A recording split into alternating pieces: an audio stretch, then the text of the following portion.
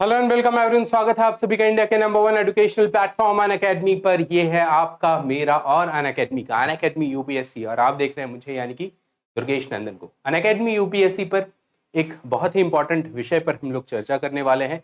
काफी सारे बच्चे हर साल यूपीएससी सिविल सर्विसेज की एग्जामिनेशन की तैयारी करने की सोचते हैं। काफी सारे बच्चे तैयारी शुरू भी करते हैं, पर जो सोचते हैं और जो शुरू करते हैं उनमें एक डिफरेंस है। जितने लोग सोचते हैं उतने लोग शुरू नहीं कर पाते।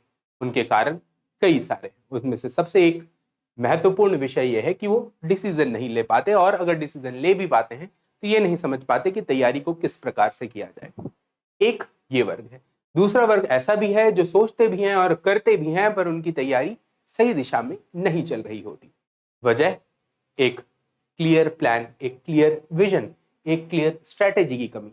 तो आज के इस सेशन में, आज के इस अगले 40 मिनट के सेशन में हम लोग इसी बात पर चर्चा करने वाले हैं कि किस प्रकार से आप यूपीएससी सिविल सर्विसेज एग्जामिनेशन के हिसाब से अपनी स्ट्रेटेजी को बनाएं, और स्ट्रेटेजी बनाने से पहले प्लानिंग के वो क्या एस्पेक्ट्स हैं जिनको आपको दरकिरार नहीं करना चाहिए। What are those elements, what are those factors which you can not afford to ignore before you actually start preparing, है ना। प्रिपरेशन का स्टेप 1 जो है वो तो कई लोग आपको बता देंगे, बट स्टेप 1 से पहले का जो लेवल 0 है वो भी समझना जरूरी है। Unless and until you are not clear with the level 0, you should not move to the level 1। अगर आप लेवल 1 तक ठीक से नहीं पहुंच पाते हैं तो आगे के लेवल्स तो नहीं ही पहुंच पाएंगे। बट इस सेशन का मेरा पर्पस ये है कि आपको मैं जो बेसिक चीजें हैं उनको बता पाऊं, सो दैट एक क्लियर कट विजन आपका एग्जामिनेशन के बारे में डेवलप हो पाए। आप समझ पाए कि किस प्रकार से पढ़ना है, किस प्रकार से तैयारी करनी है, और किस प्रकार से सिविल सर्विसेज एग्जामिनेशन को, है ना, क्रैक करना है। सिविल सर्विसेज एग्जामिनेशन अपने आप में एक बहुत ही टफ एग्जामिनेशन है। उसकी वजह कई सारी है।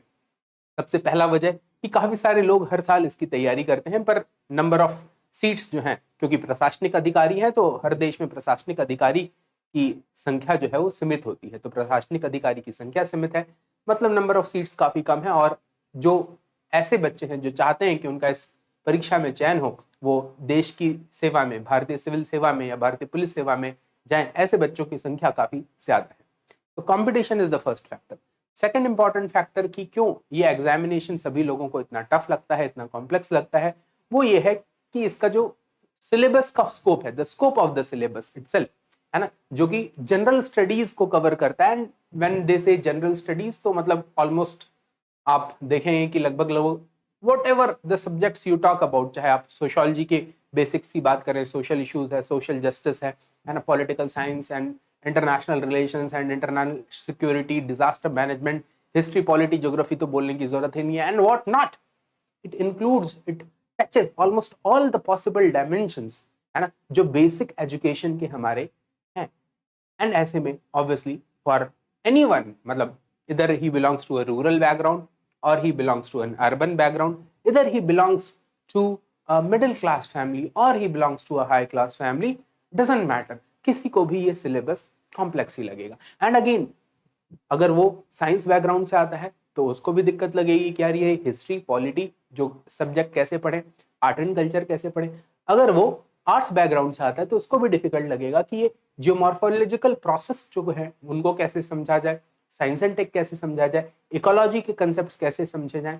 तो प्रॉब्लम तो सभी के लिए, जो लिटरेचर वाले बैकग्राउंड के हैं वो तो दोनों तरफ से हाथ धुल बैठते हैं। ऐसे में समस्या ये है कि आखिर किया जाए। पर इस मतलब कॉम्प्लेक्सिटी में एक बहुत प्यारी, एक बहुत अच्छी बात भी है जिस पर शायद आप में से कई लोगों ने गौर नहीं किया। वो ये है कि अगर आप आर्ट्स बैकग्राउंड से हैं और आपको ये एग्जामिनेशन टफ लग रहा है, तो ये सोच लीजिए कि जो साइंस बैकग्राउंड से उसको भी टफ लग रहा है, जो लिटरेचर से है उसको भी टफ लग रहा है, जो इंजीनियरिंग से आया है वो तो कह रहा है कि सर मेरे लिए तो कुछ, है ना, पता ही नहीं कि यहाँ क्या चलता है। That means the examination basically provides a level playing field to aspirants from all the sections. चाहे आपका जो भी academic background रहा हो, आपका जो भी social background हो, या जो भी economic background हो, the examination is undoubtedly fair. The examination is obviously मतलब mostly on time. अभी कोविड की वजह से जो डिले हुआ, that is a different thing all together. ये इमरजेंसी सिचुएशन है। अदरवाइज आप किसी स्टेट सर्विसेज की प्रिपरेशन करते हैं, उसमें 2 साल, 3 साल, 5 साल में भी एग्जामिनेशन हो रहे हैं कई जगहों पे, 5 साल में एक बार। झारखंड पब्लिक सर्विस कमीशन का फॉर्म 2015 में निकला था, एग्जामिनेशन अभी लास्ट ईयर, है ना। तो ऐसे में आप देखेंगे कि बहुत ज्यादा आपको यहाँ पर बेनिफिट मिल रहा है यूपीएससी में as compared to the other examinations. Obviously there बच्चे आएंगे, वो कहीं से सीख के समझ के आएंगे, हो सकता है मेरे जैसे किसी टीचर से पढ़ के गए हों, तो वो बोलेंगे नहीं सर पहले ना सिलेबस देखते हैं फिर किताबों पे जाएंगे। मैं कहता हूँ इनमें से कहीं पर भी नहीं जाना, ना पहले किताबों पर जाना है ना पहले सिलेबस पे जाना है। सबसे पहले आपको खुद को देखना है। द वेरी फर्स्ट स्टेप जो कि हम में से कई सारे लोग इग्नोर कर देते हैं, है ना, और इसकी वजह से फिर प्रिपरेशन के लेटर स्टेज पर मैंने कई बच्चों को नोटिस किया कि उनको एंग्जाइटी हो जाती है ना। दे मे रिकॉग्नाइज इट और may not, but if you consult someone from mental health care, है ना, if you consult a mental health care person, तो दे विल टेल यू कि the aspirant is facing anxiety, है ना। आप में से आजकल ज्यादातर बच्चे टीवीएफ वगैरह के वेब सीरीज देखते हैं, आपने वहां पे भी देखा होगा, है ना। तो एक एंग्जाइटी डेवलप हो जाती है, बट उसको कम करने का तरीका क्या है कि when you start it properly, है ना। जब आप फर्स्ट स्टेप ले रहे हैं उससे पहले बहुत जरूरी है कि आपका एग्जाम के बारे में माइंडसेट जो है वो बहुत क्लियर होना चाहिए, राइट होना चाहिए और पॉजिटिव होना चाहिए। A clear, right and positive mindset. What do I mean by saying this? See, जो टारगेट आपने सेट किया है ना, जो एम्बिशन आपका है, सिविल सर्विसेज एग्जामिनेशन, आप जिला अधिकारी बनना चाहते हैं या पुलिस अधिकारी, भारतीय प्रशासनिक सेवा या भारतीय पुलिस सेवा या भारतीय राजस्व सेवा में जाना चाहते हैं, ये देश की टॉप ब्यूरोक्रेसी है ना। This is the top bureaucracy of the country. आप डायरेक्टली जो सोशियो इकोनॉमिक स्टाटा है कंट्री का, उसके टॉप लेवल पर जाना चाह रहे हैं, है ना। और ये काम बिल्कुल भी आसान नहीं है। आप चुन रहे हैं उस एग्जामिनेशन को जो भारत का सबसे कठिन एग्जामिनेशन माना जाता है। पर क्या इस एग्जामिनेशन को मैं ऐसा कहूं कि क्या ये नामुमकिन है, क्या ये बहुत मुश्किल है? अंग्रेजी डिक्शनरी में आप देखेंगे कि दो शब्द मिलते हैं, एक शब्द है डिफिकल्ट और दूसरा शब्द है challenging. I am talking about two different words in English literature, in English language. One is difficult, है ना, and another is challenging. If you ask me कि सर माउंट एवरेस्ट पे चढ़ना डिफिकल्ट है या चैलेंजिंग है, आई वुड से mount Everest पे चढ़ना चैलेंजिंग है। इफ यू आस्क मी कि सर कोई मतलब अननेसेसरी, अनवांटेड कोई बोझ कैरी करना डिफिकल्ट है या चैलेंजिंग है, आई वुड से डिफिकल्ट है। जब आप एक अनवांटेड काम कर रहे होते हैं जिसमें आपको कुछ इंटरेस्ट नहीं है और हो सकता है उसका कुछ आउटपुट ना आए और वो आपको मुश्किल भी लग रहा है, तो आप उसको डिफिकल्ट बोलते हैं। बट जब आप कोई ऐसा काम कर रहे होते हैं जो करने के समय आपको थोड़े एफर्ट आपसे ज्यादा मांग रहा हो, थोड़ी मेहनत आपसे ज्यादा मांग रहा हो, बट जब आप उस काम को पूरा कर लें, when you accomplish it, it will definitely give you a sense of accomplishment, है ना। आपको एक सेटिस्फैक्शन देगा that yes I have done this. And अगर वो काम है तो that is not difficult gentleman, वो डिफिकल्ट नहीं है, वो चैलेंजिंग है। The one that gives you a sense of satisfaction, the one that gives you a sense of accomplishment, कि आपको कल को लगे कि नहीं यार मैंने किया है, yes I have achieved it, है ना। The one that bears a fruit may be challenging but not difficult.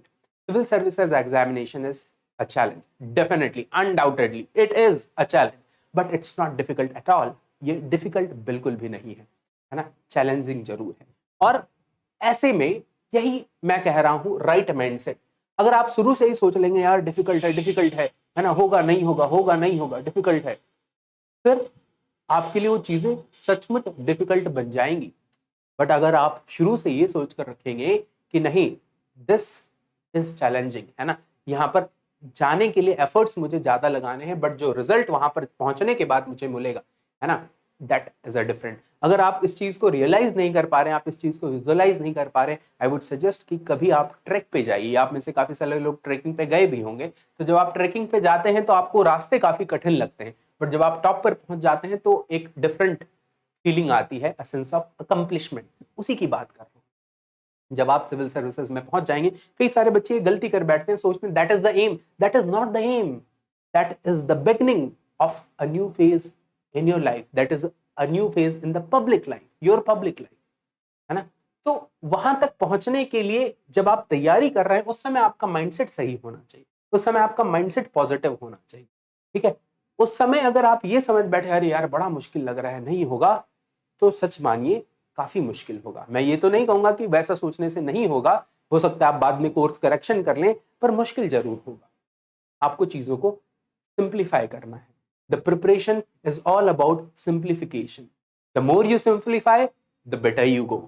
The less you simplify, or I would say the more you make it complex, the more difficult it would be. तो आपको basically चीजों को simplify करना है, and that is the sole purpose of a guide, that is the sole purpose of a coach, that is the sole purpose of a mentor. वो आपके लिए चीजों को सिंप्लीफाई ही तो करते हैं। बट चीजें शुरू कहां से होंगी? चीजें एक राइट माइंडसेट से शुरू होगी। आई told you, right mindset and a positive mindset and a very clear mindset. But इस राइट माइंडसेट के लिए कि भैया नहीं ये चढ़ाई है मैं कर लूंगा, आई मस्ट, है ना, गैदर स्ट्रेंथ। और ये स्ट्रेंथ कहां से आएगा? ये स्ट्रेंथ आएगा मेरे डिसीजन से। जब आप डिसाइड करते हैं कि क्या मुझे सिविल सर्विसेज एग्जामिनेशन की तैयारी करनी है या नहीं करनी, उससे पहले आपको काफी सारी ब्रेनस्टॉर्मिंग करनी चाहिए। Brainstorming is definitely the most important thing here, है ना। आपको यहां पर ढूंढना पड़ेगा WIIFM। आप सोच रहे होंगे सर ये क्या है ना, what is this? So this means what's in it for me. What's in it for me, मेरे लिए यहां पर क्या है? दुनिया को सिविल सर्विसेज में बहुत सारी चीजें देखती होंगी, पर मैंने ऐसे भी कई सारे स्टूडेंट्स देखे हैं, मैंने ऐसे भी कई सारे लोग देखे हैं जो वैसे तो काफी इंटेलिजेंट है ना, पर उनकी कभी इच्छा नहीं हो सिविल सर्विसेज में जाने की। वो कोई रिसर्चर बन रहा है, कोई स्कॉलर बन रहा है। तो क्या आपको लगता है कि आपको वहां पर होना चाहिए? और आपके अंदर क्या है ना, जो आपको लगता है कि वो वहां पर यूटिलिटी है उसकी? या आपके अंदर क्या है जो आपको लगता है कि वो आपको उस जगह तक ले जा सकता है? या उस जगह में क्या है जो आपको लगता है कि नहीं मुझे वहां जाना चाहिए? What in it is for me, यहां पर मेरे लिए क्या है, या मेरे अंदर ऐसा क्या है जो मैं यहां पर जा सकता हूं? देखिए, 4 लोग होंगे, चारों लोगों की डिफरेंट थिंकिंग होगी। व्हाट मैटर्स इज आपकी क्या सोच है, क्योंकि ये करना आपको है, किसी और को नहीं। So when it comes to you, the most important thing is what are you thinking and not कि कोई क्या सोच रहा है। हो सकता है किसी का मोटिवेशन पैसा हो सकता है किसी का मोटिवेशन पावर हो, है ना, हो सकता है किसी का मोटिवेशन सोशल सर्विस हो। आपका मोटिवेशन क्या है? What inspires you, है ना? Why are you aspiring for civil services examination? What is the inspiration behind your aspiration? You will have to figure that out. जिस दिन आपने ये पता लगा लिया, फिर जो आपका डिसीजन होगा वो एक फर्म डिसीजन होगा, और उस डिसीजन के बेसिस पर, है ना, उस फर्म डिसीजन के बेसिस पे, ये जो फर्म डिसीजन आप लेंगे, है ना, इस फर्म डिसीजन के बेसिस पे जो स्ट्रेंथ मुझे मिलेगा प्रिपेयर करने का, जो स्ट्रेंथ मुझे मिलेगा चढ़ाई करने का, वो ज्यादा होगा। This will give me a lot of strength, and this strength will help me to get through the sale, है ना, because this is a journey, this is a process. ये one day event नहीं है। civil services examination is not SSC, civil services examination is not a bank examination, not a university examination. This itself is a process, and the process requires a lot of things. And what is that? जब आप ये figure out कर लेंगे, आपके अंदर एक strength है, but उस स्ट्रेंथ के बाद आपको एक और चीज सोचनी पड़ेगी कि क्या ये सस्टेनेबल है? क्या जो मुझे आज लग रहा है कि मुझे करना है, क्या मैं ये पूरे 1 साल तक ये तैयारी कर सकता हूँ, पूरे 1.5 साल तक ये तैयारी कर सकता हूँ? You will have to fix that as well. और अगर आपका ये व्हाई स्ट्रांग है ना कि नहीं भैया this is the purpose for which I need to do it, है ना, अगर आप यहाँ पे बिल्कुल फर्म है, तो वो स्ट्रेंथ अपने आप आ जाएगी। So the third thing that is required before you start your preparation is your dedication and your consistency, a feeling that, or basically आप कह सकते हैं acceptance, एक commitment कि this throughout the journey of my preparation I will be dedicated, I will be, है ना, consistent. If you have this in yourself, है ना, and if you follow this, you are there. But in case you fail to do so, I'm sorry my friend, but you won't be there. You will have to be dedicated, you will have to be consistent. Now, being a mentor of hundreds of students, of thousands of students, and for almost 6 years, I do understand that it's easier said than done. But the one who will do will win the race. And the one who will do it will win the race. The one who won't actually will not win the race. What matters is a very clear cut vision, है ना, and that vision will lead to your dedication and consistency, and that is why आप देखेंगे तो मैंने यहाँ पे आपको जो भी बताया है ना, this is a sequence. First having a right mindset. अगर आप निगेटिव माइंडसेट के साथ ये वाई ढूंढने जाएंगे तो फिर तो आपको वाई भी नहीं मिलेगा। एक राइट माइंडसेट के साथ जब आप वाई ढूंढने जाएंगे तब आपको वाई मिलेगा भी, क्लियर भी होगा, एक क्लियर कट विजन भी आएगा, और इस विजन के बेसिस पे, इस विजन के बेसिस पे फिर जब आपके अंदर वो स्ट्रेंथ होगा तो जब आप डिसीजन लेंगे तो वो डिसीजन सस्टेनेबल भी होगा, आप ज्यादा डेडिकेशन के साथ भी काम कर पाएंगे, आप कंसिस्टेंट भी हो पाएंगे। और कंसिस्टेंट होने का जरूरत क्या है यहाँ पे, मतलब why should we be consistent? Sir कुछ दिन खूब पढ़ लेंगे, है ना, कुछ दिन फिर हम कहीं और टाइम दे देंगे, ऐसा नहीं होता। I told you this is a process, है ना। There are 3 stages of the examination, the prelims, the mains and the interview. The mains itself is a broad game. Means itself is encompassing 750 marks, 1750। 1750 number का mains की परीक्षा होती है आपकी यहाँ पे, 275 नंबर का आपके इंटरव्यू है, और उससे पहले प्रीलिम्स जहां के नंबर तो फाइनल मार्क्स में काउंट नहीं होते, but that is the real competition, because वहां पे लाखों लोग आपके साथ कॉम्पीट कर रहे हैं कि कौन अंदर जाएगा। The mains is the real examination, mains is the actual examination, but prelims is the filtration stage। अगर आप filter होकर आगे ही नहीं गए तो how will you face the real examination? You will have to understand this। 3 stages, है ना, and a number of subjects, and that's where lies the role of a plan, that's where lies the role of a strategy, that's where lies the role of a mentor or role of a coach। That mentor can be anyone, maybe any of your relative who has qualified the civil services examination, any of your college or school senior who has qualified the civil services examination। But you must understand कि जो आप जिसको भी mentor चुन रहे हैं, जिसको भी guide चुन रहे हैं, he should be a person who has been in and out of the examination, either he has cleared the examination or he has at least given the examination and appeared in the interview time and again, and has a good experience about the examination, who understands the examination। वही आपका actual mentor हो सकता है, जो examination को समझता हो। Sir teacher तो बहुत अच्छे अच्छे हैं, I have personally seen many teachers, even good professors, जो एकेडमिक्स में बहुत अच्छा कर रहे हैं, एकेडमिक फील्ड में बहुत अच्छा कर रहे हैं, ऑथर भी हैं, उनकी किताब भी चलती है, हम आप पढ़ते भी हैं, but when they come to civil services coaching, है ना, so students are not joining them। The reason is very clear, very simple, कि teaching is something different and coaching is something different। coaching involves teaching, but there is a lot more thing।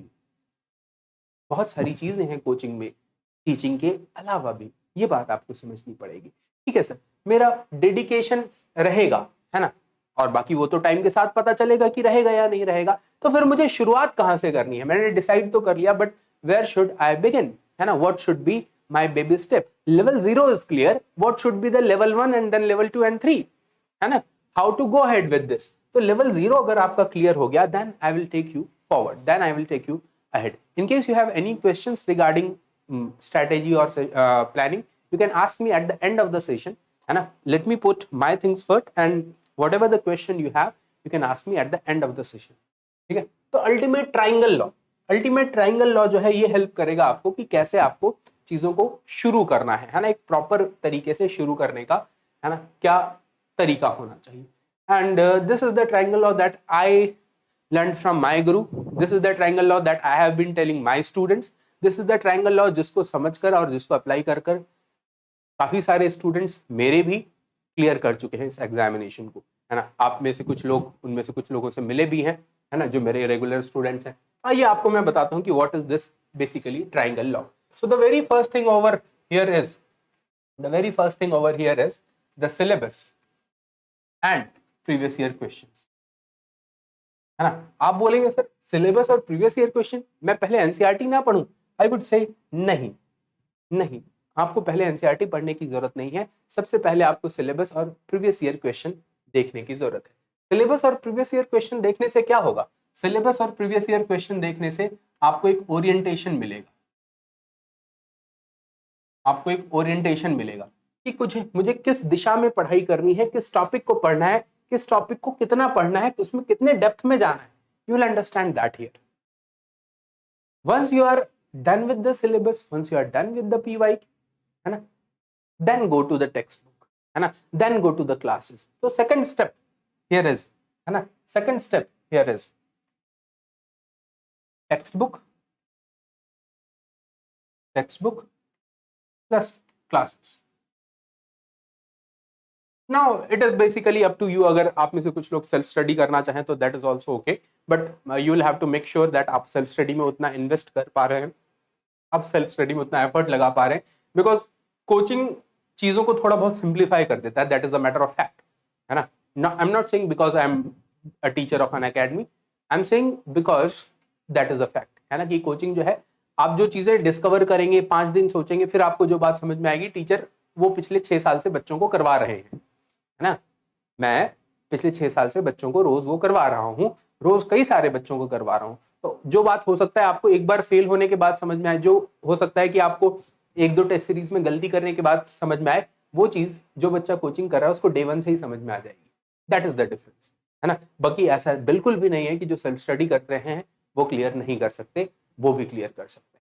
कई बच्चे करते भी हैं, and there is no harm in self study even, है ना. तो text book plus classes, and then comes the third pillar, which is current affairs, है ना. If you see the examination, तो क्वेश्चन आपके कैसे आ रहे हैं. क्वेश्चन पहले आ रहे थे स्टैटिक से, है ना, फिर क्वेश्चन आने लगे करंट से, है ना. अब क्वेश्चन करंट से भी नहीं आ रहे, बट जो अब क्वेश्चन जिस तरह के आ रहे हैं वो करंट से मिलता जुलता है, मतलब कंप्लीटली करंट डिपेंडेंट नहीं, उसको मैं बोलता हूँ कंटेम्पररी इश्यूज से क्वेश्चन बनाए जा रहे हैं आपके, है ना. कंटेम्पररी इश्यूज से क्वेश्चन बनाए जा रहे हैं. कंटेम्पररी इश्यूज से क्वेश्चन बनाए जा रहे हैं का क्या मतलब है? कंटेम्पररी इश्यूज से क्वेश्चन बनाए जा रहे हैं का ये मतलब है ना, कंटेम्पररी इश्यूज से क्वेश्चन बनाए जा रहे हैं का ये मतलब है कि जिस भी क्वेश्चन को अब फ्रेम किया जा रहा है वो क्वेश्चन ऐसे टॉपिक से है जो पिछले 2 साल, 3 साल, 5 साल से कहीं ना कहीं किसी ना किसी वजह से न्यूज में रहा है, इंपॉर्टेंस में रहा है, उसका कुछ सिग्निफिकेंस रहा है. That is what I am saying कि यहाँ पर कंटेम्पररी इश्यूज से क्वेश्चन पूछे जाए. पर इस कंटेम्पररी इश्यूज के लिए भी आपको करंट अफेयर्स पढ़ना पड़ेगा. आखिर ये चीज आएगी तो वहीं से, है ना. करंट अफेयर्स या आप न्यूज़पेपर, जो भी इसको नाम दे, है ना, whether you call it newspaper or you call it current affairs, ठीक है, न्यूज़पेपर और करंट अफेयर्स. नाउ आप बोलेंगे सर हमें तो लगा था कि ये ट्रायंगल लॉ कुछ बड़ा कॉम्प्लेक्स सा होगा, पर ये तो बड़ा सिंपल सा दिख रहा है. नहीं, ये इतना सिंपल नहीं है जितना आपको अभी दिख रहा है, और ना ही ये लॉ अभी पूरा हुआ है. फर्स्ट स्टेप मैंने आपको बोला syllabus and previous year questions. Second step मैंने बोला आपको टेक्स्ट बुक एंड क्लासेस, ठीक है. And there is a lot to it, there is a lot to add here, ठीक है. जब आप टेक्स्ट बुक से या क्लासेस से किसी भी टॉपिक को पढ़ लेते हैं, listen very carefully, and I would appreciate if you take down the notes. अगर आप इन बातों को नोट भी कर ले साथ साथ तो शायद आपके लिए बहुत बेहतर होगा. जितनी बातें मैं आपको बता रहा हूँ, अगर आप इन बातों को नोट करेंगे तो बहुत अच्छे रिजल्ट्स आपको मिल सकते हैं. सिलेबस और प्रीवियस ईयर क्वेश्चन मैंने देखा, मेरे को एक ओरिएंटेशन मिल गया था कितना पढ़ना है, क्या पढ़ना है. उसके बाद मैं टेक्स्ट बुक और क्लासेस पर आया. जैसे ही टेक्स्ट बुक में लेटेस्ट से मैं ज्योग्राफी पढ़ रहा हूँ, मैंने क्लाइमेट वाला टॉपिक पढ़ लिया, या मैं मॉडर्न हिस्ट्री पढ़ रहा हूँ, है ना, मैंने मॉडरेट फेज पढ़ लिया, ठीक है, या मैंने रिवोल्ट ऑफ 1857 तक, advent of Britishers, advent of Europeans और रिवोल्ट ऑफ 1857 तक पढ़ लिया. आपने जो भी टॉपिक टेक्स्ट बुक में या क्लासेस में पढ़ लिया, you need to go back, है ना, you need to go back where to the syllabus and previous year question. सिलेबस से पहले आपको चेक करना है कि वहां पे जितना कुछ था क्या मैंने सब कुछ पढ़ लिया. You will have to ensure, है ना. अच्छा, सिलेबस जो है वो बहुत अच्छे से डिकोडेड नहीं है, तो what I will do, by late night today मैं अपने टेलीग्राम चैनल पे आपको जो यूपीएससी का सिलेबस है उसका बिल्कुल एक डिकोडेड फॉर्मेट दे दूंगा. मतलब उसमें जितना एक्सपेंशन हो सकता है वो एक्सपेंशन करके, सो दैट आपको समझ में आ जाए सिलेबस के किस लाइन में कौन कौन सा टॉपिक पढ़ना है ना. तो I will post it by mid of tonight, है ना. माय टेलीग्राम चैनल इज @आरोहन1, है ना, @आरोहन1, AAROHAN, आरोहन1, है ना. या आप सिंपली मेरे नाम से भी सर्च कर सकते हैं. The Telegram channel's name is Durgesh Nandan sir Unacademy, right. You can go to my Telegram channel. आज रात में वहां पे मैं सिलेबस आपको बिल्कुल डिकोड करके आई विल अपलोड देयर, ठीक है, तो एक तो बात हो गई सिलेबस की। आप टेक्स्ट बुक और क्लासेस के बाद वापस आएंगे, आप देखेंगे कि क्या आपने पूरा कर लिया, ठीक है, बट क्या सही मायने में आपने पूरा किया या नहीं किया वो तब पता चलेगा जब आप इस प्रीवियस ईयर क्वेश्चन को, है ना, अटेम्प्ट करेंगे। ठीक है, तो वेदर यू हैव लर्नड और नॉट, इसका असेसमेंट, है ना, इसका असेसमेंट यहां से होगा। तो आपको प्रीवियस ईयर क्वेश्चन पे और सिलेबस पे 2 बार आना है, पहली बार ओरिएंटेशन लेने के लिए और दूसरी बार यहां के बाद असेसमेंट करने के लिए, क्या मैंने जो सीखा सही सीखा, या मैंने जो सीखा उसमें क्या गैप्स रह गए, कहाँ कमी रह गई, वो आपको यहां से पता चलेगा। ठीक है जी, अब ये लॉ समझ में आ रहा है आपको, है ना। एक तीसरा स्टेप भी है, अब जैसे ये और ये जुड़े हुए हैं वैसे ये और ये भी जुड़ा हुआ है, ये भी अलग नहीं है। देखो करंट अफेयर्स पढ़ते सब हैं, एसएससी के एग्जाम वाले भी बच्चे पढ़ते हैं, बैंक वाले भी पढ़ते हैं, कोई भी दूसरे एग्जाम के लिए भी बच्चे पढ़ेंगे, but here is an art, यहाँ पर एक आर्ट रिक्वायर्ड है ना, जो आर्ट हर बच्चा डेवलप नहीं कर सकता। जो आर्ट वही डेवलप कर सकता है जो एफर्ट करेगा, जो आर्ट वही डेवलप कर सकता है जो फोकस करेगा, जो चीजों को पढ़ेगा नहीं, जो चीजों को समझेगा वो डेवलप कर सकता है। ये आर्ट क्या है? ये आर्ट है कि टेक्स्ट बुक और क्लासेस में आपने जो चीजें सीखी उनको आप करंट के साथ कैसे इंटरलिंक कर सकते हैं। The art of interlinking, the art of interlinking the topics, है ना, स्टैटिक और करंट को आप कैसे कनेक्ट कर सकते हैं।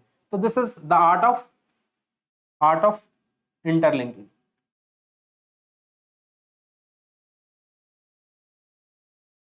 ना, art of interlinking, and not everyone can do this, not everyone can do this.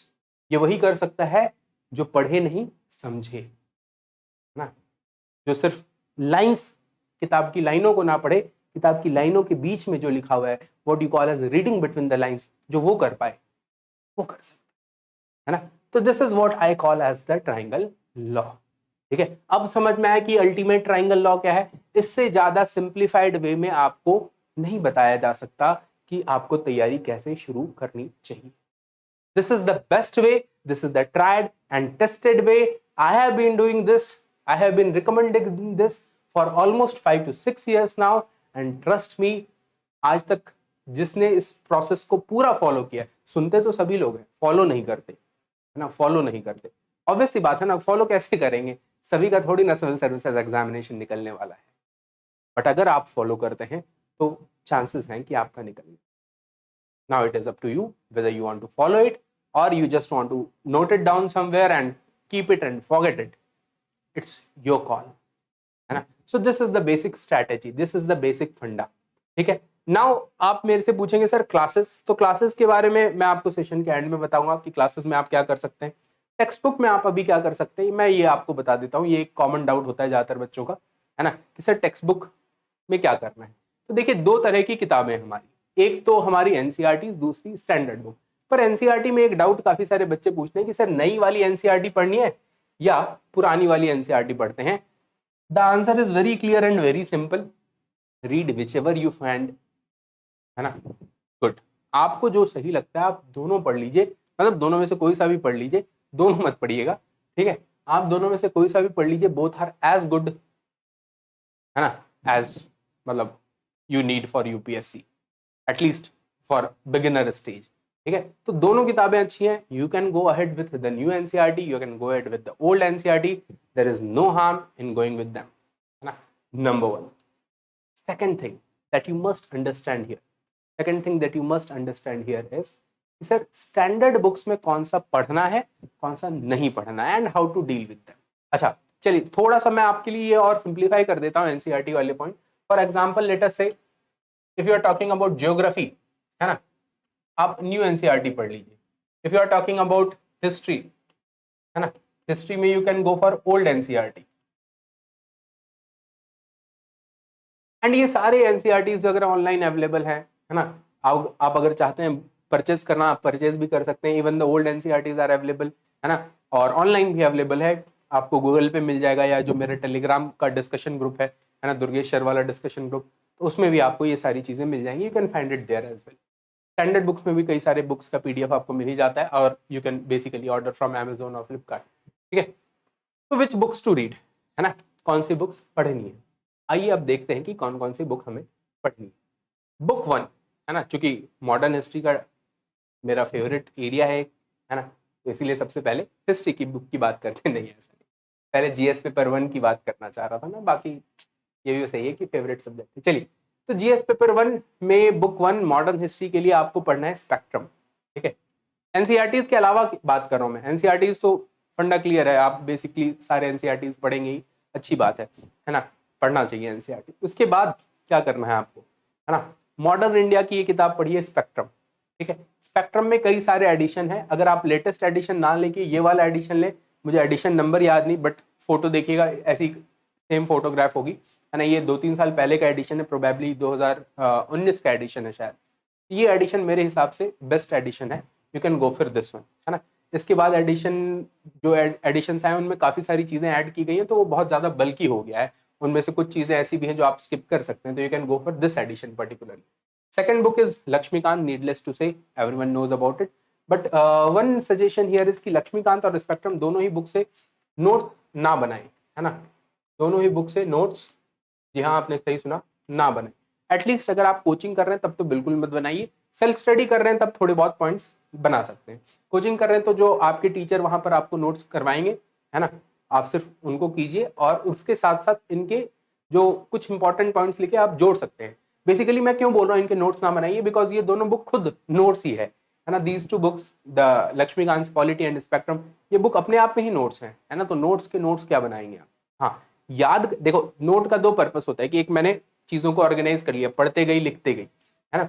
दूसरा है कि बस वो याद करने के पर्पज से हम लिख रहे हैं, याद करने के पर्पज से लिख रहे हैं तो that is a different thing, तब आप कर सकते हैं, ठीक है। प्रॉपर नोट मेकिंग होता है वो जरूरत नहीं है इन दोनों बुक्स में particularly. Let me come to the book 3, है ना, दैट इज जीसी लियोंग, है ना, जीसी लियोंग की बुक। इस किताब में चैप्टर नंबर 1 to 5, है ना, और चैप्टर नंबर 12 to लास्ट में 25, है ना। ये चैप्टर्स आप जरूर पढ़ें, मतलब क्लास चैप्टर नंबर 6 से 11 तक अगर आप छोड़ देंगे तो यू कैन, है ना, बट ये चैप्टर्स तो आपको पढ़ने ही पढ़ने हैं जीसी लियोंग की। इसका भी नया एडिशन आ गया, उसका कलर डार्क सा है तो डजंट मैटर, है ना, आप कोई सा भी ले लें। बुक 4 जो है वो है geography NCERT, fundamentals of physical geography की क्लास 11 की ये किताब मस्ट है, you can not afford to ignore it, है ना। And this is a very good book genuinely, है ना, बहुत अच्छी किताब है। इस किताब को जब भी पढ़े इसके नोट्स जरूर बनाएं, है ना, इसके नोट्स जरूर बनाएं, ठीक है।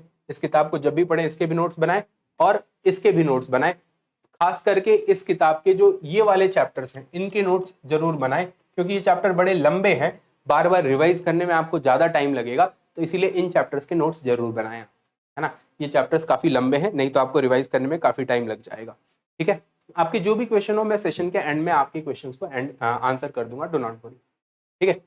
बुक 4 मैंने आपको बता दिया, इनके और इनके नोट्स बनाने आपको कंपलसरी है ना। चलिए चलिए आपको मैं लिए चलता हूं बुक 5 पर। बुक 5 है हमारा, आ जाओ, बुक 5 है हमारा एथिक्स का लेक्सिकन, है ना। एथिक्स के लिए बहुत सिंपल, बहुत बेसिक बुक, बेसिकली इसमें सारे टर्म्स को एक्सप्लेन किया गया है, तो this is a good book to go for ethics, you can make notes out of this, है ना। इसमें आप बना भी सकते हैं, छोड़ भी सकते हैं, इट्स योर चॉइस बेसिकली, ठीक है, you can. Then comes economy. Economy के लिए कई सारे बच्चे कुछ एक पॉपुलर किताब पढ़ते हैं, है ना, रमेश सिंह की। Personally I do not recommend that, मतलब with due respect to Ramesh Singh sir, he is a very eminent person, a very good scholar, but किताब थोड़ी बल्कि है उनकी। I personally suggest reading this one, Shankar Ganesh Kariappa, इसका हिंदी वर्जन भी आता है ना। This book is available in Hindi as well, Tata McGraw Hill publication है। इसके अलावा एक और नई बुक आई है जिसकी मैं फोटो यहाँ पर लगाना भूल गया, if I have that one in my room, okay, may be शायद मेरे दूसरे रूम में होगा, तो that book is Shankar sir की, है ना, शंकर सर की इकोनॉमी, वो भी बहुत अच्छी किताब है, शंकर सर इकोनॉमी, है ना। This book is from Pearson publication, है ना, Pearson publication. This is also a very good book, नई किताब है, अभी लास्ट ईयर आई है शायद, अभी मैंने अभी 2-3 दिनों पहले ही, मतलब मेरे पास वो किताब आई थी तो अभी इसको पढ़ना शुरू किया, I am also reading that, तो this is a very good book, है ना, you can go ahead with this one, this is a genuinely good book. इन दोनों में से आप कोई सा भी पढ़ लें, बोथ आर गुड बुक, है ना, और आपको जो बेसिक कंसेप्ट की जरूरत है दोनों किताबों में मिल जाएंगी, एंड मतलब दैट इज सफिशिएंट, इसके बियॉन्ड आपको कुछ दूसरे सोर्स की जरूरत नहीं पड़ेगी, है ना, तो ये आपके लिए सफिशिएंट होगा personally, this is a personal recommendation, है ना। चलिए, तो शंकर गणेश या दिस वन, ठीक है, क्या नाम है, शंकर सर की किताब, ठीक है। Shankar sir is basically the director of, sorry मैंने गलत लिख दिया ना, sorry not Shankar, sorry, this is Shri Ram sir, Shri Ram sir, Shri Ram sir. So here I have the book. This is the book, Sri Ram sir's book, है ना। तो this is a good book, you can go for it. Shri Ram Srirangam, है ना, Pearson publication की किताब है, अच्छी किताब, ठीक है, you can go for it. He is basically the director of Sri Ram IAS and a good author.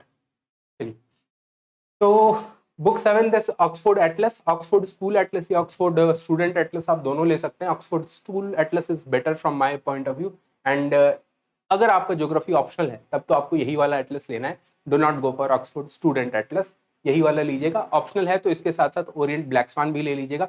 अगर ज्योग्राफी ऑप्शनल नहीं है, सिर्फ जीएस के पॉइंट ऑफ व्यू से पढ़ रहे हैं, तो स्कूल एटलस या स्टूडेंट एटलस कुछ भी ले सकते हैं। एक बुक हियर इज, मतलब एनसीईआरटी वैसे मैं इंक्लूड नहीं कर रहा था, बट ये एक ऐसा एनसीईआरटी है, मतलब ये एनसीईआरटी और ज्योग्राफी का एनसीईआरटी जो मुझे इंक्लूड करना पड़ा, क्योंकि ये आप मिस नहीं कर सकते एट एनी कॉस्ट, है ना।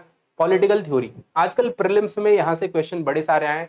आप देखेंगे कि प्रीलिम्स में कुछ क्वेश्चंस ऐसे आने लगे हैं आजकल जो लक्ष्मीकांत से सॉल्व नहीं होते, है ना। मेंस में तो वैसे भी लक्ष्मीकांत एक लिमिटेड सोर्स बन जाता है, प्रीलिम्स में भी आपको 2-4 क्वेश्चन आजकल ऐसे देखने को मिलेंगे पिछले 2-3 सालों से जो लक्ष्मीकांत से सॉल्व नहीं होता, and for that this is the best book, है ना। यहाँ पे आपको कंसेप्ट मिल जाएंगे, जैसे लिबर्टी क्या है ना, डेमोक्रेसी क्या है, रिपब्लिक क्या है, वो सारे बेसिक कंसेप्ट जो है वो आपको इस बुक में मिल जाएंगे। Political theory, this is NCERT class 11th की, ठीक है, एनसीईआरटी पॉलिटी। चलिए, then book number 9 is obviously Shankar IAS environment, है ना। This is genuinely a very good book, ठीक है, go head with this one, और this covers almost whatever is required in environment, और मतलब गुड टू गो, ठीक है। And then the last one, है ना, this is R S. Sharma ancient India. आप पूछेंगे सर एंशिएंट इंडिया, इसके बदले कोई सब्स्टिट्यूट, एक अल्टरनेट बुक भी है इसके लिए, एक अल्टरनेट बुक भी है इसके लिए, मैं सजेस्ट कर सकता हूं आपको, which is basically Tamil Nadu textbook, TN text book,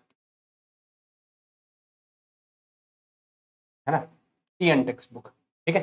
तो this is alternative book that you can go for, है ना, तमिलनाडु टेक्स्ट बुक, ये एक अल्टरनेटिव टेक्स्ट बुक है, you can go for it, ठीक है जी।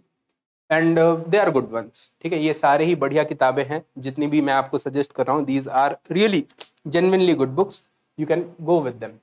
नाउ द क्वेश्चन इज कि sir in general, आपने 1-2 सब्जेक्ट का तो बता दिया, इन जनरल वैसे क्या नोट्स बनाने चाहिए या नहीं बनाने चाहिए, इज नोट मेकिंग नेसेसरी या इज नोट मेकिंग वर्दी, है ना, क्या हमें नोट मेकिंग पर टाइम देना चाहिए? The answer is, my answer is a big yes, a big yes.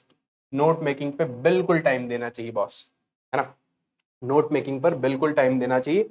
You can not even at this stage of time, जब आप प्रिपरेशन शुरू कर रहे हैं, trust me, you can not even imagine about the benefits of note making, है ना। Note आपको नहीं बनाना है, ये सिर्फ वही बोलेगा the one who has not faced the examination, और maybe not faced the examination very sincerely, है ना। The one who has been in and out of this examination, the one who has cleared the examination will always suggest you कि आपको note बनाना है, और the one who has been very close to this examination, है ना, वो हमेशा आपको ये सजेस्ट करेंगे नोट बनाने चाहिए, आपके पास खुद के नोट्स होने चाहिए। हाँ, वो नोट आप सॉफ्ट कॉपी में बनाए, हार्ड कॉपी में बनाए, that is a different thing, ठीक है। सर नोट्स किसके बनाए? स्टैटिक के बनाए, करंट के बनाए, दोनों के बनाइए, है ना, स्टैटिक के भी बनाइए और करंट के भी बनाइए, बट दोनों के अप्रोच में थोड़ा सा डिफरेंस होगा, है ना, दोनों के अप्रोच में थोड़ा सा डिफरेंस होगा। What is the difference current affairs और स्टैटिक के नोट में? स्टैटिक का नोट जैसे आपको कुछ जगहों पर नहीं बनाने की जरूरत पड़ेगी, लक्ष्मीकांत से जो आपने पढ़ा उसके नोट बनाने की जरूरत नहीं पड़ेगी, स्पेक्ट्रम से जो पढ़ा उसके नोट्स बनाने की जरूरत नहीं पड़ेगी, मैं कह रहा हूँ नोट्स बनाने की जरूरत नहीं पड़ेगी। अगर आपको याद करने के लिए लिखना हो, दैट यू कैन डू, है ना, ऑलवेज, ठीक है, बट इन जनरल बाकी जगहों पर आपको इसके नोट्स बनाने की जरूरत पड़ेगी। यहाँ पर स्टैटिक के नोट्स बनाते समय एक बात जो आपको ध्यान रखना है वो ये है कि make it a one time effort, है ना, make it a one time effort. ऐसा नहीं कि आज मैंने नोट्स बनाए और कल फिर से मुझे बनाने पड़े, ऐसा नहीं होना चाहिए, है ना, कि एक पॉलिटी के नोट्स मैंने आज बनाए या लेटेस्ट से इकोनॉमी के नोट्स आज बनाए और वापस से 3-4 महीने बाद मुझे फिर से इकोनॉमी के नोट्स बनाने पड़े। वन टाइम एफर्ट हो, एक बार कर लिया और मतलब उसको फाइनल करना है। बट हाँ, स्टैटिक में कुछ एरियाज डायनामिक भी होते हैं, तो वहां पे थोड़ा स्कोप छोड़िए, है ना, अपडेशन का, स्कोप ऑफ अपडेशन। ठीक है, आप बोलेंगे सर अभी तो आपने बोला कि वन टाइम एफर्ट होना चाहिए। वन टाइम एफर्ट मतलब जैसे अब इकोनॉमी के कंसेप्ट हैं, उसके लिए वन टाइम एफर्ट होना चाहिए, है ना। ये नहीं कि बार बार फिर मैं कंसेप्ट को सीख रहा हूँ और बार बार उसके नोट्स बना रहा हूँ, एक बार क्लास से बनाए, एक बार मैं बुक से देखकर बना रहा हूँ, एक बार किसी नोट से देखकर बना रहा हूँ, नहीं, ऐसा नहीं, है ना। एक वन टाइम एफर्ट होना चाहिए ये। और जो डायनामिक एरियाज हैं उसमें जहां पे करंट अफेयर्स अपडेशन की रिक्वायरमेंट है, वहां पर आपको एक स्कोप छोड़ना चाहिए अपडेशन का, है ना। And the third thing that you must keep in mind while making notes out of static subjects is कि the notes should be in accordance with the previous year question, है ना। कभी भी जब आप नोट्स बनाएं तो ये जरूर ध्यान रखें कि प्रीवियस ईयर क्वेश्चन में उस टॉपिक से, उस एरिया से जो भी चीजें आई हैं वो आपके नोट्स में जरूर कवर हो, है ना, वो आपके नोट्स में कवर होना मैंडेटरी है ना। And what about the current affairs notes? Current affairs notes में भी चार चीजों का आपको ध्यान रखना चाहिए। सबसे पहली चीज करंट अफेयर्स नोट्स में कि हमेशा कोशिश करें कि लूज शीट्स पे बनाएं या सॉफ्ट कॉपी में बनाएं, है ना। या तो सॉफ्ट कॉपी में बनाएं, you can use ever note और वन नोट, काफी सारे एप्लीकेशंस हैं, या लूज शीट्स में बनाएं, है ना, लूज शीट्स यूज करें सो दैट आप उसमें एडिशन कर सकें, अपग्रेडेशन कर सकें। मान लीजिए जैसे इलेक्टोरल रिफॉर्म का टॉपिक है, आज न्यूज में आया इलेक्टोरल बॉन्ड, है ना, कल को कुछ और आएगा, ठीक है। तो आप सेम चीज को बार बार ना लिखते रहें। अगर आप डेट वाइज नोट्स बनाना शुरू करेंगे तो आज मान लीजिए 21 मई है, आज आपने नोट्स बनाए, है ना, फिर किसी दूसरे दिन उसी टॉपिक से रिलेटेड कुछ आया, फिर आप सारी बातें लिखें, नहीं, this is not the right approach, है ना। मान लीजिए इलेक्टोरल रिफॉर्म्स का टॉपिक है, आपने एक बार नोट बनाया, जब अगली बार वो फिर से न्यूज में आए तो आप देखिए कि मेरे पहले के नोट्स में क्या है और उसमें मुझे क्या एक्स्ट्रा एडिशन करना है। पूरी बातें बार बार लिखेंगे तो आपका टाइम खराब होगा, है ना। रिवीजन के समय आपको चीजें काफी अनऑर्गेनाइज लगेंगी। तो बेसिकली करंट अफेयर्स के नोट्स बनाते समय एक बात का बहुत ज्यादा ध्यान देना है कि करंट अफेयर्स का नोट जो है वो हमेशा ऑर्गेनाइज्ड हो, है ना, ऑर्गेनाइज्ड हो। ज्यादातर बच्चों की दिक्कत यही होती है कि वो करंट अफेयर्स के नोट्स बनाते तो हैं पर उनके करंट अफेयर्स के नोट्स थोड़े टाइम के बाद उनको इतना अनऑर्गेनाइज लगने लगते हैं कि वो फिर खुद सोचते हैं कि सर आप कुछ मुझे पीडीएफ दे दीजिए या किसी XYZ इंस्टीट्यूट का मैं करंट अफेयर्स पढ़ लेता हूं, ठीक है। But this is not done. आपने एफर्ट भी लगाया, आपने नोट भी बनाया, आपने टाइम भी इन्वेस्ट किया और फिर आप वो खुद नहीं पढ़ रहे हैं because that is not organize. तो करंट अफेयर्स के नोट बनाते समय ये जरूर ध्यान रखिए वो ऑर्गेनाइज्ड हो, है ना। तीसरा और सबसे इंपॉर्टेंट पॉइंट, जो मेंस पर्सपेक्टिव के, है ना, मेंस पर्सपेक्टिव के टॉपिक्स हों, है ना, उनका आप कोशिश कर सकते हैं कि Q&A फॉर्मेट में, है ना, Q&A फॉर्मेट में आप नोट्स बना लें, ठीक है। Q&A फॉर्मेट में नोट्स बना ले मतलब या तो टीचर ने, जैसे मैं करंट अफेयर्स पढ़ाता हूँ मॉर्निंग में 10 AM पे, मेरी रोज अनअकैडमी यूपीएससी चैनल पर क्लास होती है करंट अफेयर्स की डेली, है ना, irrespective of whether it is a Sunday और मंडे।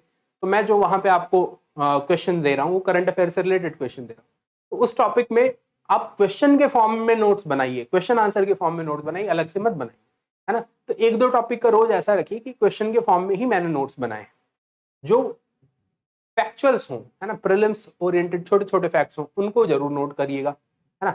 और एक सबसे last but not the least, obviously, है ना, last but not the least जो आपको करंट अफेयर्स नोट मेकिंग में बात को ध्यान में रखना है वो ये है कि कुछ एरियाज पर स्पेशल फोकस दीजिएगा, जैसे एनवायरमेंट, जैसे इकोनॉमी, है ना। प्रीलिम्स पॉइंट ऑफ व्यू से कह रहा हूँ, ये Q&A फॉर्मेट में आपका मेन फोकस होगा जीएस पेपर 2 और 3 पे, ना, 2 और 3 पे। 2 में गवर्नेंस वगैरह का एस्पेक्ट, 3 में इकोनॉमिक डेवलपमेंट वगैरह का एस्पेक्ट, है ना। और जो प्री फैक्चुअल्स आप प्री के पॉइंट ऑफ व्यू से जो चीजें करेंगे उसमें आपका फोकस किस पे होगा, उसमें आपका फोकस आप रखिए इकोनॉमी पे, एनवायरमेंट पे, ठीक है, इन एरियाज पे। कल्चर पे तो कल्चर की काफी सारी चीजें आप उधर भी ऐड कर सकते हैं। तो that is about note making, but yes, note making whether yes or no is a big yes, do not ignore. Note making आप करेंगे तो आपको रिवीजन के टाइम पे काफी आसान होगा, नहीं करेंगे revision will be hectic, trust me, it will be मतलब very painful process if you do not have organised notes. और सिर्फ नोट्स होने से नहीं होगा, नोट्स ऑर्गेनाइज होना पड़ेगा सो दैट आप आराम से उसको रिवाइज कर सके। जितना ज्यादा नोट्स कॉम्प्लेक्स होगा फिर वो तो और भी खराब है ना। कॉम्प्लेक्स नोट्स होने से अच्छा है, अनऑर्गेनाइज नोट्स होने से अच्छा है कि नोट्स ना हो, है ना, वो आपको बड़ा दुख देगा, आपका टाइम भी लेगा और दुख भी देगा, ठीक है। तो नोट्स हों और ऑर्गेनाइज्ड। ठीक है जी, तो एक तो ये बात है। दूसरा, सर इंटरनेट का यूज कितना करें, है ना, दिन भर हमारा इंटरनेट पे निकल जाता है, यूट्यूब पे सेशंस देखते हैं, है ना, चैट में काफी सारी बातें कर लेते हैं, तो इंटरनेट का यूज आपको जुडिशियस करना पड़ेगा, है ना, judicious use. You will have to fix the number of hours you are using internet, है ना, आप आइडेंटिफाई कर लीजिए कि कौन से सेशंस आपको करने हैं, डेली सेशंस करने हैं या कितने इंटरवल पे सेशन करने हैं। अगर आप डेली सेशंस करते हैं तो फिक्स कर लीजिए कि मुझे ये सेशंस करने हैं, है ना, it should be very much clear to your mind कि मुझे ये सेशंस करने हैं। ठीक है, और इसके अलावा जो सेशन आप पहले देख लीजिए कि मुझे यूजफुल लगता है, मतलब आर्बिट्रेरी रैंडम ना करें, है ना, do not do it randomly, हाँ बस खुला है। और सबसे बड़ी बात कि आप जुडिशियस से ये मतलब है कि जिस चीज को देखने के लिए बैठे हैं, जिस चीज को सीखने के लिए बैठे हैं वही सीखें। ये नहीं कि भैया अच्छा स्ट्रेटेजी वाली क्लास खत्म हो गई तो एक सॉन्ग का वीडियो चला लिया, एक, है ना, वो गेमिंग का वीडियो चला लिया। It should not be random, है ना, you should do everything in a time bound manner. Time is a very scarce resource, a very limited resource at this point of time, है ना, तो time का बड़ा ध्यान रखना है आपको, है ना, बी मतलब watch yourself, I would say ना, watch yourself, watch yourself. कुछ दिनों के लिए ना, 2 दिन 3 दिन ऐसा करो कि दिन में जो भी एक्टिविटी करते हो ना नोट करो कि यार इतने बजे से इतने बजे तक मैंने क्या किया, है ना, कितने देर मैंने इंटरनेट यूज किया, कितने देर मैंने उसमें से मतलब सही में कुछ सीखा और कितने दिन मतलब फालतू में गया। when you will start monitoring yourself ना, when you will start watching yourself, you will get to realize कि दिन में कितना सारा टाइम आप मतलब you are just wasting up, you are ending मतलब doing nothing, है ना। तो इस प्रोसेस को थोड़ा सा समय दीजिए, कम से कम 2-3 दिन। वॉच योरसेल्फ, आप टाइम अपना जो दिन भर का टाइम है वो कहाँ पे इन्वेस्ट कर रहे हैं, कहाँ जा रहा है वो time, whether that is a investment और that is a wastage. You will have to identify this judicious, है ना, watch yourself. And then comes the third thing, internet use करते समय ये जरूर याद रखें कि कितना, है ना, हाउ मच, कितना मतलब कितना डेप्थ में जाना है। ये पर्टिकुलरली मैं कह रहा हूं गूगल के बारे में, मान लीजिए, है ना, आप गूगल कर रहे हैं तो कितना गूगल करना है किसी चीज के बारे में। कोई छोटी सी चीज थी, आप उसी को 1.5 घंटे तक गूगल कर रहे हैं, उसी के बारे में देख रहे हैं, है ना, तो you will have to understand where to stop, है ना, स्टॉप कहाँ पे होना है। फॉर एग्जाम्पल, अगर आप कुछ बेसिक टर्म सर्च कर रहे हैं, सिंपली गो टू विकिपीडिया, शुरुआत की 2-3 लाइन देखो, है ना, पूरा उसका हिस्ट्री पढ़ने की जरूरत नहीं है ना। बाकी जो जरूरी चीजें हैं वो तो आपको टेक्स्ट बुक में मिलेंगी, वो तो आपको न्यूज़पेपर में मिलेगा, वो आप करंट अफेयर्स की क्लास करेंगे उसमें मैं आपको दूंगा, है ना। तो हर चीज जितना ज्यादा ढूंढने बैठोगे, जितना ज्यादा रिसर्च करने बैठोगे, तो कोचिंग और क्लास की रिलेवेंस क्या है। जो आप 1.5 घंटे में एक टॉपिक ढूंढ रहे हो, है ना, फिर दूसरे टॉपिक के लिए आपके पास समय नहीं बचा, तो कोचिंग का यही तो फायदा है या क्लासेस का यही तो फायदा है, चाहे आप यूट्यूब पे कर रहे हो चाहे पेड प्लेटफॉर्म पे कर रहे हो, कि वहां पे एडुकेटर ने, टीचर ने आपके लिए वो सारा रिसर्च कर रखा है, वो आपको बता रहे हैं। बुक्स का यही तो फायदा है कि बुक में ऑथर ने वो सारा रिसर्च कर रखा है, वो आपको बता रहे हैं कि ये एलजी, है ना। तो इंटरनेट का यूज करें, it is a very good medium. Google का यूज कीजिए, आप बहुत अच्छा मीडियम है, but make sure that use is judicious, है ना, वो जुडिशियस यूज है। You do not end up मतलब just abruptly using it and मतलब you just abruptly start it and randomly end it, ठीक है, do not do that, do not do that, ठीक है। तो इंटरनेट का यूज करते समय watch yourself, and when you watch yourself ultimately after few days you will be mindful, है ना, यू विल बी माइंडफुल। तो ये बातों का जरूर ध्यान रखिएगा, ठीक है। चलिए, तो सर रिवीजन का क्या करना है, कितने इंटरवल पे मुझे रिवाइज करना चाहिए। आइडियली आई वुड से यू शुड रिवाइज डेली, है ना, yes you heard it right, you should revise daily. Let's say आज, है ना, आज में हूं मैं, तो मैंने 2 दिन पहले जो पढ़ा था वो मैं आज रिवाइज करूंगा, है ना, भले ही वो रिवीजन का स्लॉट मेरा 30 मिनट्स का ही क्यों ना हो, 40 मिनट्स का ही क्यों ना हो, बट रिवीजन मुझे रेगुलर करना चाहिए। Revision should be a parallel process, है ना। रिवीजन अलग नहीं होता कि एक बार पहले हिस्ट्री पढ़ लेते हैं, फिर ज्योग्राफी पढ़ लेते हैं, फिर पॉलिटी पढ़ लेते हैं, जब सब खत्म हो जाएगा जी तब रिवीजन शुरू करेंगे, है ना। किसी भी सिंसियरली प्रिपेयर करने वाले बच्चे ने ऐसे नहीं किया कभी, है ना, किसी भी रैंकर ने कभी ऐसे नहीं किया। सब कुछ पढ़ लिया जी, फिर तो पता है क्या होगा, फिर आपको लगेगा यार ये पढ़ा था क्या पहले, ये मैंने पढ़ा है, लग नहीं रहा, इसके नोट्स भी हैं क्या मेरे पास। फिर आपको किसी नोट्स में दिख जाएगा तो आपको लगा अच्छा ये पहले पढ़ा था। That should not happen. Revision should be a daily habit, है ना। रिवीजन को आपको डेली हैबिट बनाना है ना। डेली हैबिट बनाना है, make it a part of life, make it a part of life, trust me. Revision, current affairs, है ना, एंड मतलब when you are in the latter stage of preparation, answer writing, ठीक है, that should be the part, the मतलब part of this entire process, है ना, ये inseparable part है, you can not separate it, you can not separate it, do not dare to, do not dare to, ठीक है। तो daily habit बना लीजिए रिवीजन को। और सबसे इंपॉर्टेंट बात यह है कि रिवीजन जो है वो दो तरह का होना चाहिए। एक तो आप ये जो डेली रिवीजन्स कर रहे हैं, है ना, और इसके बाद बीच में मेगा रिवीजन्स भी रखिए, है ना, बीच में आप मेगा रिवीजन्स भी रखिए। मेगा रिवीजन मतलब एक सब्जेक्ट लेटेस्ट से आपने खत्म किया, अभी हिस्ट्री खत्म किया, उससे पहले पॉलिटी खत्म किया था, हिस्ट्री के बाद कुछ दिन रुक जाइए, 2-4 दिन का टाइम लीजिए, सिर्फ रिवीजन कीजिए पुराने वाले को, है ना। तो मेगा रिवीजन ड्राइव्स भी होने चाहिए, और डेली रिवीजन तो खैर है ही है ना, रिवीजन। और जब आप लेटर स्टेज पे आ जाएंगे तो फिर आपको आंसर राइटिंग के लिए भी सेम चीज करनी चाहिए, उसको भी आपको अपने हैबिट में इंक्लूड कर लेना चाहिए, ठीक है। आंसर राइटिंग को भी आपको सेम चीज करना है, include that in your habit, है ना, include that in your habit at a later stage, ठीक है जी। चलिए, तो that is a very basic, very simple idea how आप अपनी प्रिपरेशन को शुरू कर सकते हैं, how can you kick start your preparation, है ना, so that you ultimately understand the preparation, है ना, you basically soak yourself, you immerse yourself into the preparation, है ना, you take the most out of it, you take the most out of yourself, है ना, you do the best from your end so that you can reach at the best position, है ना, you can achieve the best position। Best को achieve करने के लिए आपको best देना पड़ेगा, आज ये बात समझ जाइए, है ना। If you want best you will have to be the best, है ना, first deserve then desire, done, ठीक है। अच्छा, अब सर तैयारी करनी है, सोच लिया हमने, है ना, तो क्या करें, आपके साथ अगर तैयारी करनी है, आपकी टीम के साथ तैयारी करनी है तो कैसे करें। मेरी टीम के साथ या मेरे साथ आप तैयारी कर सकते हैं 3 माध्यम से। एक माध्यम है यूट्यूब, है ना, जहाँ पे आप मुझे अभी देख रहे हैं, यहाँ पे डेली मेरी क्लासेस चलती हैं, क्या शेड्यूल है अभी बताऊंगा। दूसरा माध्यम है Unacademy special class. Unacademy special class जो है ये फ्री क्लासेस हैं, एनीवन कैन ज्वाइन, है ना, ये दूसरा माध्यम। तीसरा माध्यम है अनअकैडमी का प्लस प्लेटफॉर्म, है ना, अनअकैडमी से और मेरे से आप 3 तरीके से जुड़ सकते हैं। तीसरा माध्यम है अनअकैडमी का प्लस प्लेटफॉर्म। जो प्लस प्लेटफॉर्म है ये पेड प्लेटफॉर्म है, और ये दोनों ही फ्री प्लेटफॉर्म है ना, ये दोनों फ्री प्लेटफॉर्म, ठीक है जी। अब आप या तो यहाँ पे हमारे साथ जुड़े रहिए, है ना, यहाँ पे आप पढ़ सकते हैं, एक बेसिक प्रिपरेशन आपकी यहाँ पे भी हो जाएगी।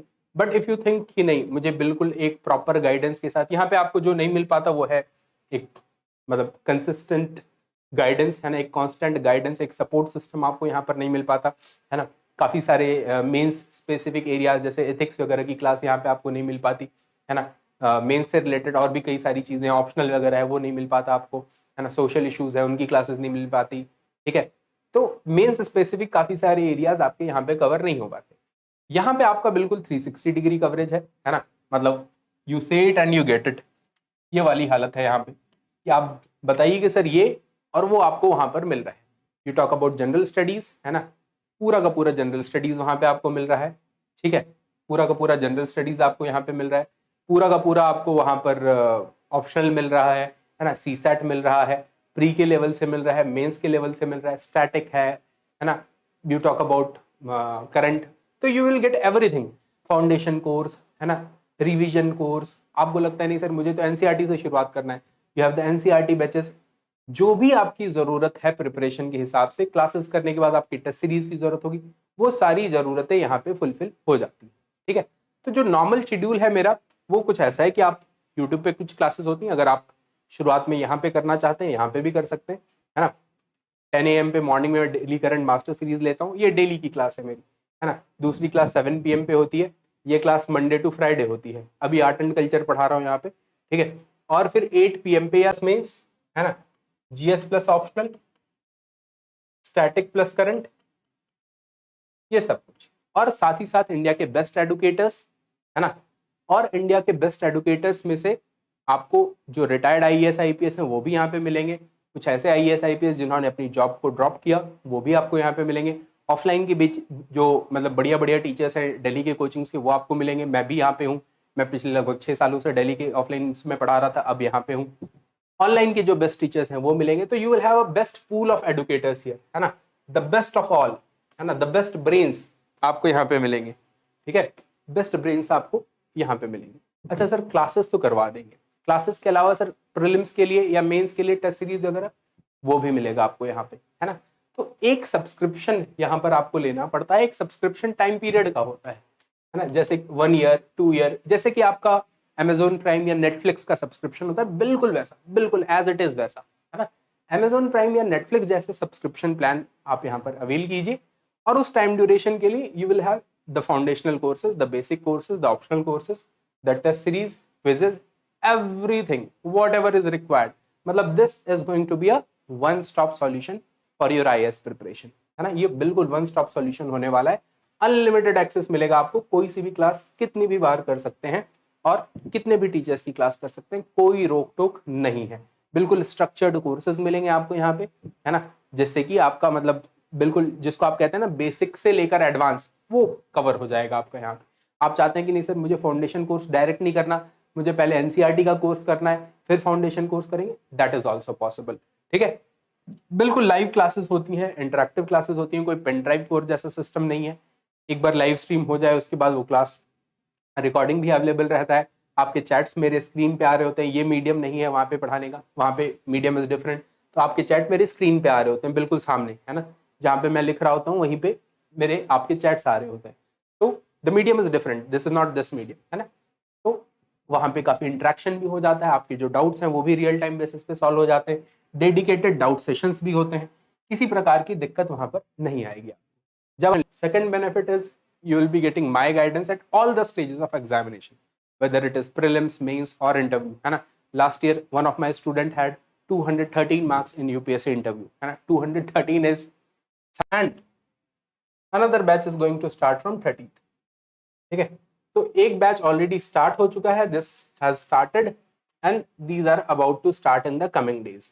But in case you want to join the 19th batch जो अभी स्टार्ट हो चुका है, आप उसको भी कर सकते हैं। 2 क्लास की आप रिकॉर्डिंग देख सकते हैं, बाकी क्लास आप लाइव अटेंड कीजिए, या अपकमिंग जो क्लासेस शुरू होने वाली है आप तब ज्वाइन कर सकते हैं।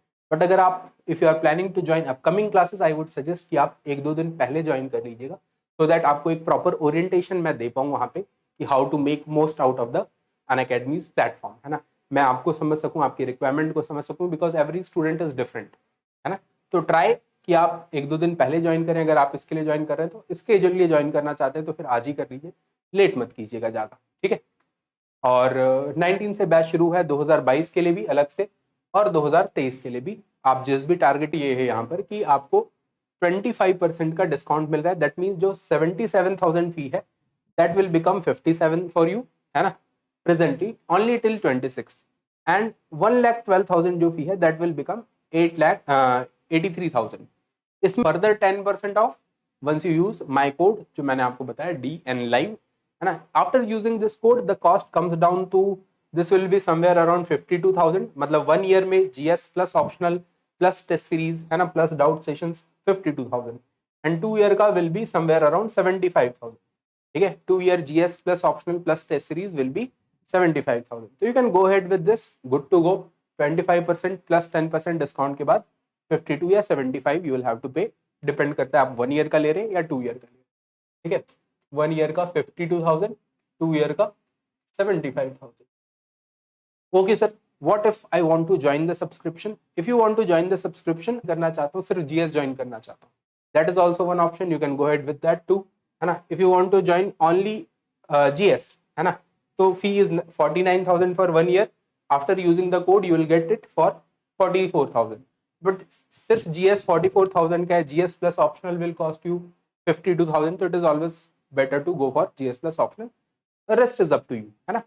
So that is all about what we can do for you, what we are doing for you here, and that's all about it. In case you have any further questions, you can reach me out over the Telegram group, है ना।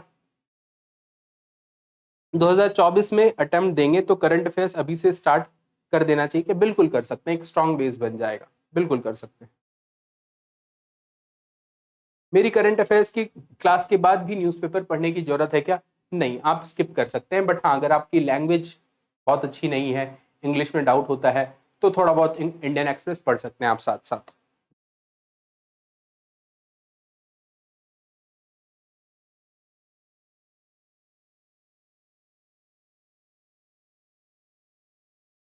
Parul Paul कह रही है writing skill अच्छे से improve करने के लिए क्या चाहिए? राइटिंग स्किल पे मैंने रिसेंटली 2 सेशंस लिए हैं, आप उन सेशंस को अटेंड कीजिए, उसके बाद आंसर लिखना शुरू कीजिए। आप जब लिखेंगी तभी आपका आंसर या राइटिंग स्किल जो है वो इंप्रूव होगा। अपने आप इंप्रूव नहीं हो सकता कि आप सोचेंगे कि बस आज मैं ऐसा लिखता था और कल ऐसा लिखने लगूं, that is not going to happen. That will improve gradually, step by step process है वो। Is it necessary to read NCERT book? अगर आपको लगता है कि मेरा बेस बिल्कुल खराब नहीं है ना, आई नो द बेसिक्स, तो आप स्किप भी कर सकते हैं, बट 2-3 एनसीईआरटी बुक जो मैंने अभी बुक लिस्ट में बताया वो पढ़ना जरूरी है ना, वो आपको मिस नहीं करना चाहिए, स्किप नहीं करना चाहिए, है ना। बट अगर बाकी के भी एनसीईआरटीज आप पढ़ लें तो it is good to read NCERTs. Hindi medium वालों के लिए बुक इश्यूज होता है, मैंने आपको जितने किताबें बताई हैं वो ज्यादातर किताबें हिंदी मीडियम वालों के लिए भी अवेलेबल हैं, तो आपको ये दिक्कत नहीं होगी, है ना। मैंने जितनी किताबें बताई ज्यादातर किताबें हिंदी मीडियम वालों के लिए भी अवेलेबल है। फॉर एग्जाम्पल ये RS शर्मा हिंदी में भी अवेलेबल है, ठीक है। 10th 9th शंकर IAS ये शायद हिंदी में नहीं आती, ये हिंदी में भी अवेलेबल है, तो भाई मैटर ही नहीं करता। इंडियन इकोनॉमी ये भी हिंदी में भी आती है, लेक्सिकन ये भी हिंदी में आती है, और ये भी हिंदी में आती है, ये हिंदी में नहीं आती, ये हिंदी में आती है, ये भी हिंदी में आती है। तो ज़्यादातर किताबें मैंने आपको जो बताई हैं वो हिंदी में भी आते हैं, तो आपको ज़्यादा परेशानी नहीं होगी, ठीक है। सर नोट्स प्रिपरेशन किस टाइम पे बनाना चाहिए 2022? अभी से पढ़ना शुरू कीजिए, साथ साथ नोट्स बनाते जाइए, है ना। जब आप पढ़ रही हैं उसके साथ साथ नोट बनाते जाइए, ठीक है। इट शुड बी अ मतलब पेरिनियल कंटिन्यूअस प्रोसेस, जब आप पढ़ रही हैं साथ साथ बनाते जाइए, ठीक है जी। Aryan, I hope you got the answer. Aryan has got his answer, I hope.